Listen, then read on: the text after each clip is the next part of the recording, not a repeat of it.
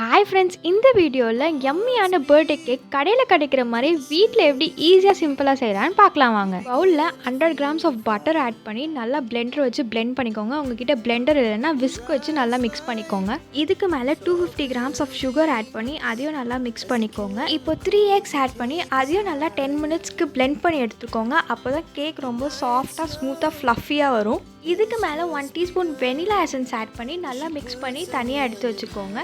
இப்போ நம்ம இன்னொரு சைடில் ட்ரை இன்க்ரீடியன்ஸ்லாம் ப்ரிப்பேர் பண்ணி வச்சிடலாம். அதுக்கு 1 cup of maida, 1/2 cup of cocoa powder, 1 teaspoon baking powder, அப்புறம் 1/2 டீஸ்பூன் பேக்கிங் சோடா ஆட் பண்ணி அது நல்லா ஸ்ட்ரெயினரால் ஃபில்டர் பண்ணி எடுத்து வச்சுக்கோங்க. இப்போ இந்த மிக்சரை ஆல்ரெடி மிக்ஸ் பண்ணி வச்சுருக்க பேஸ்ட்டில் ட்ரான்ஸ்ஃபர் பண்ணிடலாம்.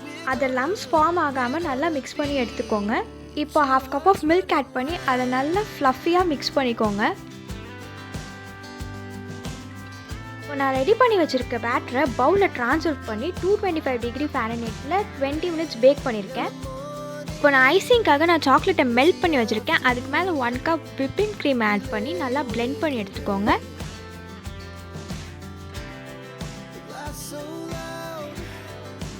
கேக் நல்லா சாஃப்டாக ஃப்ளஃபியாக பேக் ஆகி வந்துடுச்சு. இதை நம்ம செக்ஷனலாக கட் பண்ணி மேலே சுகர் சிரப் ஆட் பண்ணிவிட்டு இந்த விப்பிங் க்ரீமை ஒரு லேயராக ஆட் பண்ணி இந்த மாதிரி செட் பண்ணி எடுத்துக்கலாம்.